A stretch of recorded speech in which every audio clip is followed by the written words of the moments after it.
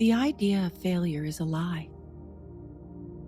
We have been taught by the external control systems, the matrix, that if we do not achieve what we desire, that we have failed, and that somehow it makes us less than. Failure is a lie. Failure and success create polar opposites. It's important to remember that anything that creates an opposition is the ego state. Good and bad, right and wrong, superior and inferior, success and failure are all belief systems that belong to the 3D ego self. The truth is, there is no such thing as failure, and there is no such thing as success. The truth is that failure, as we believe it to be, is actually an indicator of where we need to practice further mastery. If you do not achieve what you desire, you have not failed. You just have more learning to do. We cannot fail at life, nor can you truly be a success at life. Life is a separate experience. It's like being on a stage. And while you're on the stage, it's just a game.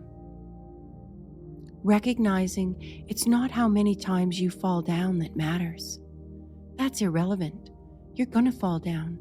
That is an essential part of the process. The key is whether or not you choose to get back up.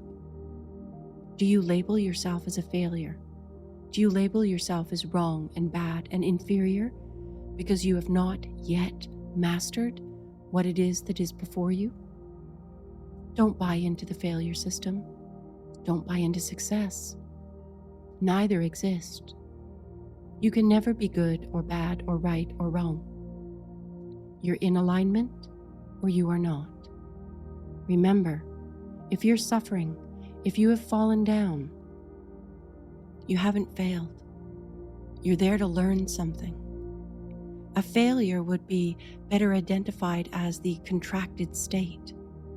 When we're in a state of contraction, our world is small and often fearful because we're only seeing it from the 3D perspective. To recognize the contracted state is a point of opportunity is very helpful. When you're in the contracted state, when you're in the problem, when you feel like you have quote unquote failed, surrender, let go, take a breath. Remember, you need to fall down. You need to learn what you need to learn in order to rise to thrive.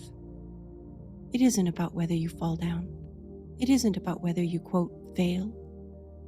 It's about whether or not you choose to remember who and what you are and rise back up. I encourage you to ask yourself if you've surrounded yourself with people and belief systems that say good, bad, right, wrong, success, failure. Because if you have, you're doomed to repeat that cycle over and over. Remember, when we're in the contracted state, we're in the problem. By surrendering when we're in the problem and remembering we need to experience the problem in order to grow, in order to learn, we immediately begin releasing ourselves from the contracted state. The opposite of the contracted state is the expansion, the epiphany. The contraction is the lesson, the epiphany is the lesson learned. Have you ever experienced that feeling of a rush, feeling high, feeling expansive, like when you quit a job that you really didn't like?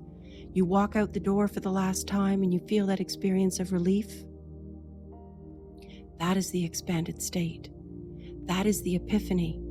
As you're honoring your truth and saying, I did not align with that job. It was not for my higher good.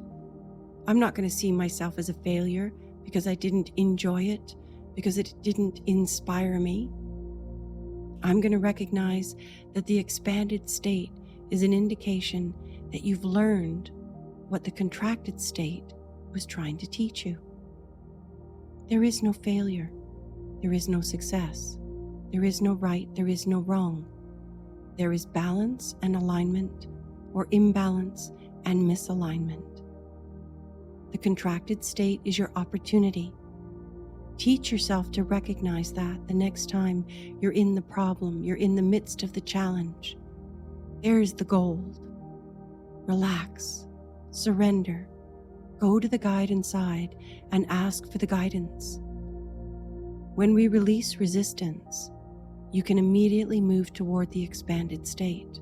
Remember, what you resist will persist because like attracts like.